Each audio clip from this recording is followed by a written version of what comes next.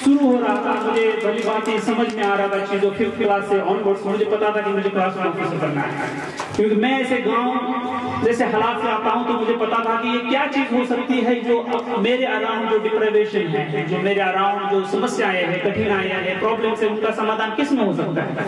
मैं मेरे माता पिता को देखता था जो दिन रात काम करते थे, 1 रुपए की सेविंग नहीं होती थी, सब खर्चा हमारे एजुकेशन पे और जो चीजें हैं उस पे खर्च होती थी। तो मैं ये हमेशा सोचता था, मेरे आजू बाजू देखता था, पढ़ाई जरूर करता था मैं, तो इन सारी चीजों से मेरे अंदर था कि मुझे क्या बनना है। तो बहुत बार सुनने को मिलता था कि तुझे क्लास रूम ऑफिसर बनना है, तुझे आईएएस बनना है, तुझे आईपीएस बनना है। भले ही मुझे आईएएस क्या होता है, आईपीएस क्या होता है मुझे पता नहीं था, बस एक पता था कि ऑफिसर होता है, अच्छा वाला ऑफिसर होता है जो समाज में मूलभूत बदलाव ला सकता है, जो लोग हैं जिनके पास रिसोर्सेस नहीं है, जिनके पास कठिनाइयां हैं, समस्याएं हैं, उनको सुन सकता है, उनके समाधान का हल निकाल सकता है। जैसे जैसे मैं आगे बढ़ता गया, 10th में गया, 11th 12th में गया, ग्रेजुएशन में one of the autonomous policy की, तो मुझे पता चला कि यूपीएससी एग्जाम क्या होता है। बट उसी टाइम मुझे हमेशा से, और आप लोगों से भी कहना है कि हमेशा आप हायर एजुकेशन को अपनी प्रायोरिटी रखिए। जब मैंने ग्रेजुएशन की, ग्रेजुएशन के बाद मैं सीधा यूपीएससी में उतर सकता था, बट टेक्निकली स्ट्रांग होने की वजह से मैंने गेट एग्जामिनेशन दिया, उसमें मुझे सभी आईआईटीज और आईआईसी से ऑफर आई। उसमें मैंने IIC being one of the premiere research institute उसको चूज किया।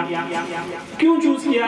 कि ये इंडिया की one of the top most university है जहां आपको रिसर्च क्या होता है ये सीखने को मिलेगा। आपका जो वैज्ञानिक दृष्टिकोण होता है, जिसे हम साइंटिफिक टेम्परामेंट कहते हैं, वो एक भली बात समझ में आएगा, आपका एटीट्यूड होगा वो उसमें बदलाव आएगा, आप बहुत सारी चीजों के बारे में सीख लोगे।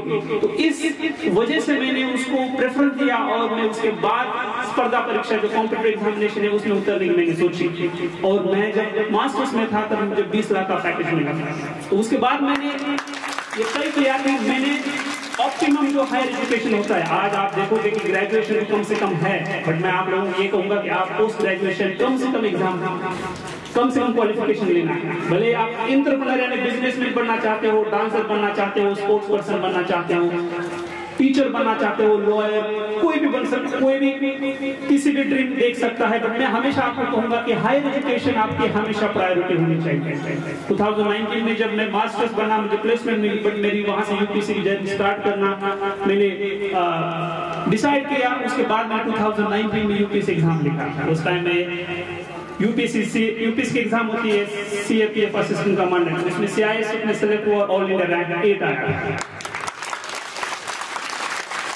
उस 8 या 9 महीने के जो दौर होता है उसमें मैंने किस तरह से प्रिपरेशन स्टार्ट की मैं आपको शेयर करूंगा, क्योंकि 10th 12th ये आपके लाइफ का, आपके करियर के जर्नी का या एजुकेशन की जर्नी का बहुत ही सिग्निफिकेंट पार्ट है। इसको आप इग्नोर मत करिए।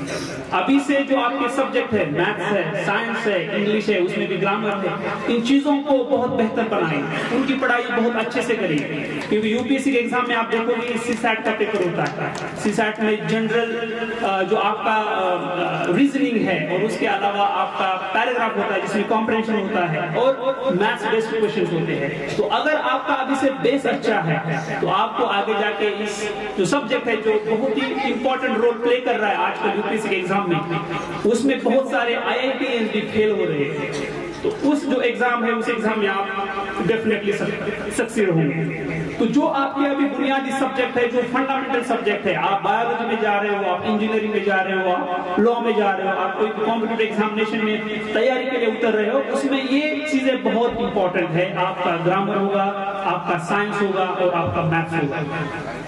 2019 में जब एग्जामिनेशन की तैयारी शुरू की, जब 20 लाख का पैकेज मिला था, तो उस टाइम जब मैंने बात घर वालों को बताई, मेरे भाई को बताई, वो बहुत खुश हो गए। उन्होंने कहा कि बहुत बढ़िया बात हो गई। तो कहीं ना कहीं मेरे दिमाग में ये था कि मुझे यूपीएससी की जर्नी शुरू करनी है।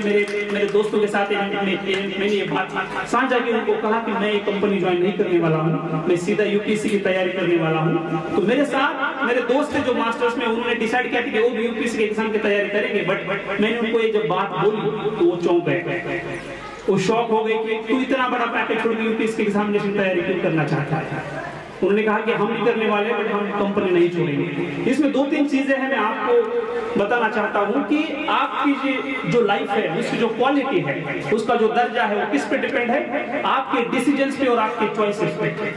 अगर इंपॉर्टेंट टाइम पे अगर आपने सही डिसीजंस और सही चॉइसेस आपके लाइफ में ले लिए तो आपकी जो जर्नी है वो जरूर सक्सेसफुल हो जाएगी। उस टाइम मैंने मेरे दोस्तों को कहा कि नहीं मैं ये छोड़ूंगा, मुझे यूपीएससी की जर्नी करनी है, बट घर वालों को क्या बताऊंगा। जिस समय मैंने उनको पैसे देने की जरूरत थी उस समय में प्लेसमेंट छोड़ के प्रिपरेशन करना चाहता हूँ और उसके लिए मैं पैसा कहां से। फिर भी मैंने घर वालों से बात की। इसमें एक इंपॉर्टेंट चीज मैं आपको बताने की कोशिश कर रहा हूँ कि जो पेरेंट्स है, जो टीचर्स है या जो भी मेंटर्स है, उनकी कितनी अहम भूमिका है अपने बच्चों को बढ़ावा देने में, उनको इंस्पायर करने में, कॉन्फिडेंस देने में और उनके साथ खड़े रहने में। जब मैंने घर कॉल किया, मेरे माता पिता को बोला कि मुझे प्लेसमेंट मिला है बट मैं इसको ज्वाइन नहीं करूंगा, मैं कंपनी छोड़ रहा हूँ और यूपीएससी की तैयारी कर रहा हूँ, तो उन्होंने मुझे एक बात बोली, तू जो भी कर रहा है उस पर हमें पूरा भरोसा है, तू जो भी करेगा उसमें जरूर सक्सेसफुल होगा। अगर तुझसे एग्जाम कोई क्लियर ना भी होगा तो कोई बात नहीं है, तू घर आ, तुझे घर बिठा के हम खिलाएंगे। इस चीज के बाद मुझे किसी और को बताने की कोई जरूरत नहीं थी, मुझे पता था मेरे माता पिता मेरे साथ हैं। और उसी दिन मेल लिखा कंपनी को, कंपनी वालों को कहा कि मैं यूपीएससी की तैयारी करना चाहता हूँ, मैं आपको यहाँ 100% नहीं दे सकता, मन लगा के काम नहीं कर सकता और मैं ये कंपनी नहीं ज्वाइन कर रहा हूँ। 5 सेकंड में उनका मुझे कॉल आता है, वो कहते हैं कि तू कंपनी क्यों छोड़ रहा है, जिस डिपार्टमेंट के नाम पे तुझे प्लेसमेंट मिली है वो डिपार्टमेंट इंडिया में टॉप मोस्ट डिपार्टमेंट है, उस नाम पे कितनी प्लेसमेंट मिल जाती है, तो 1 साल पर अगर चाहे तो तेरा पैकेज हम बढ़ा के लेते हैं। उन्होंने कहा कि मैं तुझे 2-3 दिन की मोहलत देता हूँ, मैं तुझे बाद में कॉल करता हूँ, तो डिसाइड करके ठीक से बता। 3 दिन बाद संडे को मेरा कॉल आया, 3-4 सेकंड के लिए बात हुई, उन्होंने कहा Sharan have you decided? I said yes I have decided, I am not going to join your company. Call cut होता है। उस समय ना मैंने एक्चुअली यूपीएससी की जर्नी स्टार्ट की थी, ना मैंने कोई गाइडेंस लेने की शुरुआत की थी, मेरे हाथ से कंपनी चली गई थी। सब कुछ होने के बाद भी उस समय मेरे पास कुछ नहीं था। मैं ये क्यों बता रहा हूँ कि आप जब एग्जामिनेशन की तैयारी करते हैं, आप जब किसी क्लास में पढ़ाई करते हैं और किसी पेपर में या किसी एग्जाम में या किसी ईयर में आपका स्कोर कम जा सकता है या कोई और चीजें हो सकती है, फैमिली में कोई कठिनाई हो सकती है, आर्थिक परिस्थिति की वजह से कठिनाई हो सकती है, उस समय आपको डिमोटिवेट बिल्कुल नहीं होना है, उस पे आपको मात करनी है, उसको आपको डिफीट करना है, आपको बाउंस बैक करना है। और उसलिए आपको मेहनत करने की और आप खुद पे सेल्फ बिलीव करें, खुद पे विश्वास करें कि मैं इस चीज को भली बात हरा सकता हूँ, मैं विजय होकर इससे निकल सकता हूँ। 2018-19 में वो जो समय था जहां मैं यूपीएससी की जर्नी स्टार्ट करना था, मेरे सामने कुछ नहीं था। फिर मुझे पता चला कि महाराष्ट्र गवर्नमेंट के स्कॉलरशिप एग्जाम है, अगर उस स्कॉलरशिप एग्जाम को अगर आप दे दोगे तो वो आपको दिल्ली जाने का मौका देंगे, जहां आप 8 महीने दिल्ली में पढ़ाई कर सकते हो। मैं जून 2018 के एंड में था, मुझे पता चला वो एग्जाम में 20 दिन बाद। मैं घर वालों को तब तक नहीं बताना चाहता था जब तक मेरे पास कोई ऑप्शन हो फ्यूचर में क्या करने का, तब तक मैं बताना नहीं चाहता था। एक मास्टर्स कंप्लीट हो रहा था, सब स्टूडेंट जा रहे थे, मैं हॉस्टल में 7-8 दिन एक्स्ट्रा रुका। वो एग्जाम देके सोलापुर गया, एग्जाम देके वापस आया, फिर पता चला वो एग्जाम कैंसिल हो गई है। फिर दोबारा, फिर उस दौर में सब हॉस्टल बंद हो गए थे, मैं जूनियर के रूम में शिफ्ट हुआ, सब सामान मेरा वहां लेके गया। फिर मैं वापस गया सोलापुर, वहां एग्जाम दी, फिर पता चला सिलेक्शन हुआ है, तब जाके मैं घर गया। अगस्त में मुझे दिल्ली के लिए स्कॉलरशिप मिली थी। अब ये स्कॉलरशिप मेरे लिए 8 या 9 महीने की स्कॉलरशिप थी, इसमें मुझे सब कुछ सीखना था। मैं दिल्ली गया, दिल्ली पढ़ाई की, वहां इस एग्जामिनेशन को समझा, कॉम्पिटिशन कितनी बड़ी होती है, कितने लोग इसमें प्रिपेयर कर रहे हैं, किस तरह से इस एग्जाम को क्लियर किया जा सकता है, क्या सिलेबस होता है, किस तरह से सोर्सेज जो है, किताबें कौन सी होती है, बेसिक कहाँ से पढ़ना पड़ता है। 8 महीने लगातार एक स्लीपर पे महीना मुझे 12,000 मिलते थे। सुबह 6 बजे से 11-12 बजे तक मैं लाइब्रेरी रहता था और 8 महीने मैंने वहां पढ़ाई की। कोरोना का काल शुरू हुआ, मैं गांव शिफ्ट हो गया, खेत में पढ़ाई के लिए जाता था, बट मुझे भली भांति पता था कि इस एग्जाम को किस तरह से किया जा सकता है। जो मैं गया था 8 महीने मैंने पढ़ाई की थी दिल्ली में, वो मेरे जहन में उसने डाल दिया कि किस तरह से सिलेबस को देखना है, प्रीवियस ईयर के क्वेश्चन को देखना है, नोट्स किस तरह से बनाने हैं, रिवीजन किस तरह से करनी है, न्यूज़पेपर को कैसे पढ़ना है, वो मैंने भली भांति समझ लिया था। और कोरोना के काल में घर होते हुए भी मैंने यूपीएससी से अपने ऑल इंडिया रैंक 8 मुझे प्राप्त हुआ। उससे कॉन्फिडेंस इतना बढ़ा, उससे ये पता चला कि मैं जो कर रहा हूँ, जिसमें राह पे चल रहा हूँ, जिस तरह से मैं एग्जामिनेशन को समझ रहा हूँ, उसको प्रिपेयर कर रहा हूँ, वो ठीक है। अगले साल मैं IPS बना, उसी साल में फिर इंडियन फॉरेस्ट सर्विस में ऑल इंडिया रैंक 127 में निकला। तो मैं आपको ये कहूँगा कि ये सब आप पे निर्भर है। अगर आप एक चीज को कितनी मेहनत और लगन से करते हैं, उस पर आपका फ्यूचर डिपेंड है। कोई भी कठिनाइयां हो सकती हैं। मैं ये बहुत लोगों को शेयर करना चाहूंगा कि मैं 10th में था तो मेरे गांव में था, और 10th के बाद 11th 12th के लिए गांव के नजदीक 10-12 किलोमीटर पे एक शहर था, वैरा करके, वहाँ विद्या मंदिर जूनियर कॉलेज है, वहाँ 11th 12th में नहीं करी।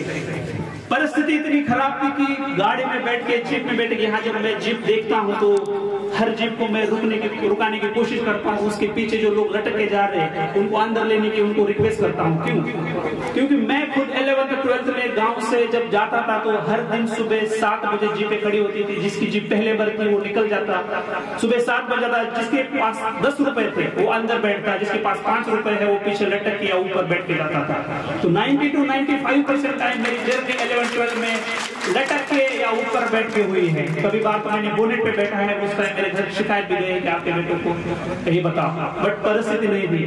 10 रुपए में आकर जाकर 11th 12th में करता था। बट मैंने 11th में 97.87 मार्क में मेरा 5th रैंक आया। फिर मैंने उस टाइम कभी खुद को नहीं बोला कि तेरी परिस्थिति डिफिकल्ट है, तुझे आने जाने में टाइम लगता है, तू रूम वहां करके नहीं बैठ सकता, ना वहां कोई कोचिंग ज्वाइन कर सकता, इसलिए तेरे मार्क्स कम आ रहे हैं।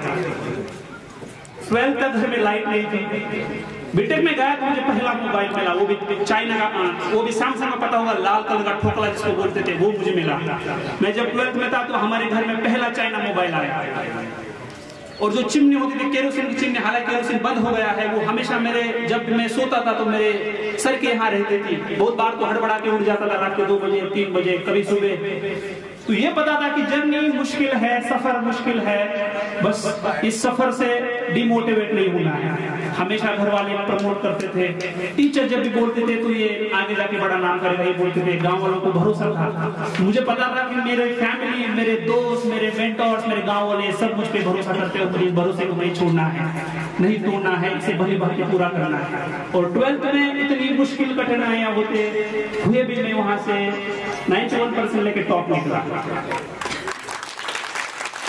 इन सारी चीजों को मैं यूं इसलिए आपको बता रहा हूं कि आप एक चीज दिमाग में बिठाइए। अगर आपने आज कोई सपना देखा हो, ड्रीम देखा हो, तो उसको आप श्योर हासिल कर सकते हैं। आज आप डिसाइड कर लें। उसके लिए आपके पास कोई भी कठिनाई हो, कोई भी कठिनाई हो, आपको रोक नहीं सकती। ये मुझे आपकी से कहना है, आप लोगों को कहना है। जो 10th और 12th में जा रहे हैं, जिनके बोर्ड के एग्जाम भी होंगे, उन लोगों को मैं ऑल द बेस्ट और बेस्ट विशेष देता हूं। क्योंकि आपका जो प्रिपरेशन का फेज है वो अभी पीक पे होना चाहिए। क्योंकि अभी आप कुछ ही दिन में एग्जाम लिखने जा रहे हो, तो इस टाइम आपकी रिवीजन पीक पे होनी चाहिए। सभी सब्जेक्ट में जो आप पढ़ रहे हैं उसको ज्यादा क्वालिटी से और रैपिडली पढ़ रहे होंगे। जो भी लोग ज्यादा पढ़ाकू होते हैं वो कभी कभी डर बैठ जाता है एग्जाम के पहले। मैं खुद पढ़ाकू था, इसलिए मैं बता सकता हूँ आपको। बट थोड़ा सा डर, थोड़ी सी एंजाइटी ठीक है, वो होती है और वो होनी चाहिए, उससे आपकी पढ़ाई भी ज्यादा होती है। बट कभी भी एग्जाम के पहले प्रेशर मत लीजिएगा। जिस टाइम लगे आपको कि ये चीज मुझे एग्जाम में हेल्प करने की बजाय मुझे पीछे ले जा सकती है, उस चीज को छोड़िए। और जो अच्छे से पढ़ाई करते आए हैं अभी तक, वो अपने खुद पे बिलीव रखें कि आप एग्जामिनेशन में जाके जरूर सक्सेस हो गए। मैं ये बात बहुत क्लियर करना चाहता हूं कि जो टीचर का जॉब है, लॉयर का जॉब है, इंजीनियर का जॉब है, IAS है, IPS है, हर जॉब, हर करियर, हर प्रोफेशन अपने मायने में बेहतर है। बट ये मैं जरूर कहूंगा कि जिस भी प्रोफेशन में आप जा रहे हो उसमें बेस्ट करने की कोशिश करिए।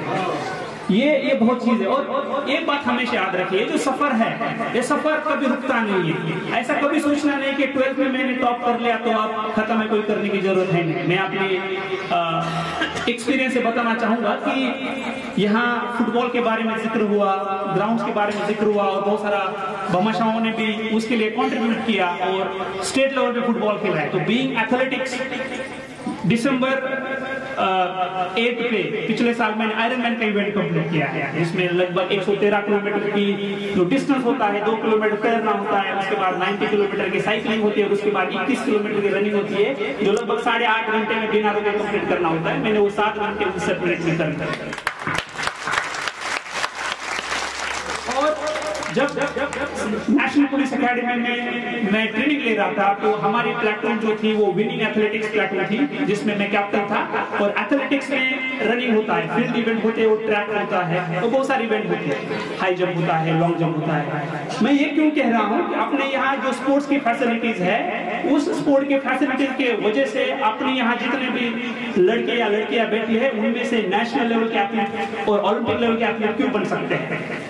मैंने वहाँ जावलिन में और जो हाई जंप का इवेंट था उसमें गोल्ड मिला था। तो जब मेरी वहाँ के जो जज थे उनसे बात हुई तो उन्होंने कहा कि अगर आपको ट्रेन किया जाता थोड़ा भी तो आप नेशनल लेवल के एथलीट्स बन सकते थे। हालांकि उसके पहले जब मैं नेशनल पुलिस एकेडमी के ट्रेनिंग में एंट्री हुआ, उसके पहले प्रोफेशनल ना कोई इवेंट किया था। गांव का लड़का होने की वजह से दौड़ना भागना और खेलना कूदना वो तो पहले से था। बट उस टाइम मुझे ये चीज पता चली कि जो रूरल एरिया के लड़के हैं, स्टूडेंट्स हैं, अगर उनको स्पोर्ट्स में सही डायरेक्शन मिल जाए, सही दिशा मिल जाए तो वो आगे जाके नेशनल लेवल के एथलीट्स जरूर बन सकते हैं। और उसकी शुरुआत सबसे बढ़िया जगह है स्कूल।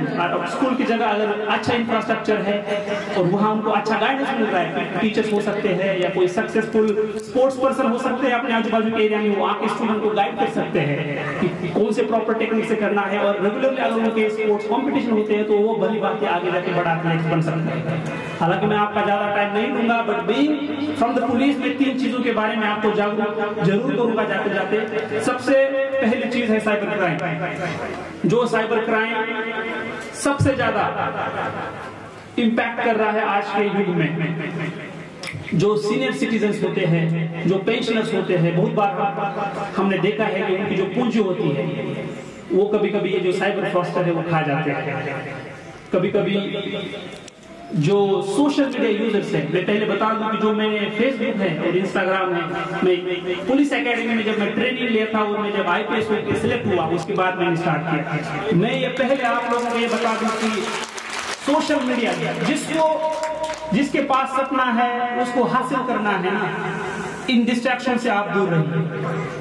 इंस्टाग्राम और फेसबुक से आप खुद का अकाउंट डिलीट करिए और मोबाइल को जितना स्टडी के लिए यूज करना चाहते हैं उसके लिए यूज करिए, क्योंकि जब तक आपकी जर्नी है, सफर है, कुछ बनना है, तब तक वो आपकी प्राइमरी जर्नी है, बाकी सभी चीजें आपके लिए दोहरी है। ये बात समझ लीजिए।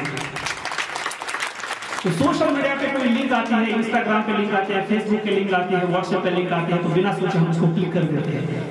या कोई कॉल आ जाता है और वो कहता है कि आपका OTP शेयर करिए, या कोई कहता है कि आपको हमने डिजिटली अरेस्ट किया है, तो उस टाइम हमारे कान खड़े नहीं होते, हमारे कान खड़े होने चाहिए।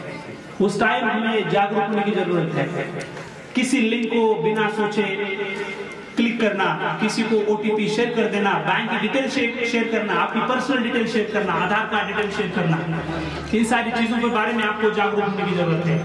और अगर आप भली बात जागरूक होंगे तो आप आपके घर वालों को, आपके दोस्तों को, समाज में इतर जो लोग हैं उनको अच्छी तरीके से समझ पाओगे। और ये जो सबसे बड़ा क्राइम अभी घट रहा है, जो साइबर क्राइम है, उसे रोका जा सकता है।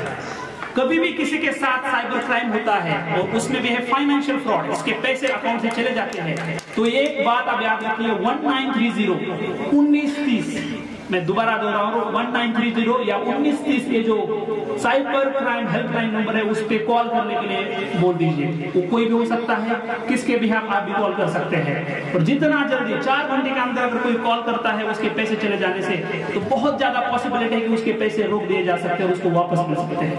तो आप ये बात अपने दिमाग में बिठाएं कि 1930 से हेल्पलाइन नंबर है और साइबर क्राइम रिलेटेड कोई भी चीज होती है तो उसको आप नहीं करोगे, आप किसी लिंक नहीं क्लिक करोगे, या किसी के साथ OTP नहीं शेयर करोगे, या कोई कॉल करके किसी की आवाज में बता रहे हैं मुझे पैसे भेजना है, पैसे से रिलेटेड कोई भी चीज ऐसे फोन पे आपको बताता है तो आपको जागरूक होना है। दूसरी चीज है व्हीकल चलाना, गाड़ी चलाना, और वो भी विदाउट हेलमेट चलाना, और दूसरा दारू पीकर चलाना। बहुत बार हम ये सुनते हैं कि यार इसने हेलमेट पहना होता तो ये बच जाता, बहुत बार सुनते हैं। दूसरी चीज हम ये सुनते हैं कि यार इसका एक्सीडेंट हुआ, ये मर गया, ये दारू पीकर गाड़ी चला रहा था। तो ये चीजें जो है वो हमारे शत्रु है, हमारे दुश्मन है, ये आप समझ लीजिए। जो भी हेलमेट पहनकर गाड़ी नहीं चला रहा है उसको आपको बताने की जिम्मेदारी है, बिकॉज यू आर स्टूडेंट, आप उनको सिखा सकते हो और आप खुद भी सीख सकते हो कि ये जो प्रिंसिपल है, ये जो तत्व है, ये क्यों इम्पोर्टेंट है। घर में कोई भी हो सकता है जो दारू पीकर गाड़ी चला रहा हो, उसको रोकना आपकी जिम्मेदारी है, उनको बताना आपकी जिम्मेदारी है। थर्ड चीज है जो हमारी जो युवा पीढ़ी है उसको बर्बाद कर रही है, वो है ड्रग्स, नशीली पदार्थ। गांजा हो सकता है, अफीम हो सकता है, एमडी हो सकता है, स्मैक हो सकता है। ये बहुत बार आप देखोगे, बहुत बार जो भी ड्रग्स में लिप्त लोग होते हैं उनसे क्राइम होता है, वो खुद का कंट्रोल खो देते हैं, वो जो नॉर्मल लाइफ की जिंदगी है वो लोग भूल जाते हैं। ये बहुत ही भयानक चीज है। उसके चलते जो फैमिली की आर्थिक परिस्थिति होती है, जो इकोनॉमिक कंडीशन होती है वो वीक होती है, घर में अशांति होती है, समाज में क्राइम बढ़ता है। तो ये जो चीज है 100% समाज के लिए, इंडिविजुअल के लिए, सबके लिए घातक है। तो आपको जो भी ये चीज कर रहा है उसको रोकना है। जो भी लोग इसमें लिप्त पाए गए हैं उनको रिहेबिलिटेशन सेंटर भेजना है। जालोर में रिहेबिलिटेशन सेंटर ऑलरेडी बना है, सांचौर पे जल्दी वो आ जाएगा। जहां भी कोई ड्रग्स से रिलेटेड, नशीली पदार्थ से रिलेटेड कोई एक्टिविटी कर रहा है उसकी जो जानकारी है तुरंत पुलिस को दे दो। मेरा नंबर सबके पास है, मुझे दे दो, उस पर मैं 100% कार्रवाई करूंगा। तो ये जो 3 चीजें हैं ये आप आज के जो मेरे जो कन्वर्सेशन था आपके, उससे आप भली बातें उसको ले जाएंगे आगे। ये मैं एक खुद से प्रॉमिस करता हूँ कि, और एक सेटिस्फाई भी होता हूँ कि आप भली बातें इसको समझे होंगे और आप और लोगों को बताएंगे। जो स्टूडेंट्स हैं यहाँ बैठे हैं इतने देर से, मुझे पता है कि बहुत मुश्किल होता है वहां बैठकर सुनना, क्योंकि मैं भी एक समय वही बैठकर आया हूँ, बट फिर भी आप लोगों ने मुझे सुना। यहाँ जितने भी स्टूडेंट्स हैं उनके उज्जवल भविष्य की मैं कामना करता हूँ, उनको बहुत बहुत बधाइयाँ और उनको विश यू गुड लक। यहाँ जितने भी भामाशाह हो इनका फिर से मैं कॉन्ग्रेचुलेट करता हूँ। यहाँ के लोगों ने मुझे बुलाया, यहाँ मुझे गौरव दिया और मुझे बोलने का मौका दिया, उसके लिए मैं आपका तहे दिल से शुक्रगुजार।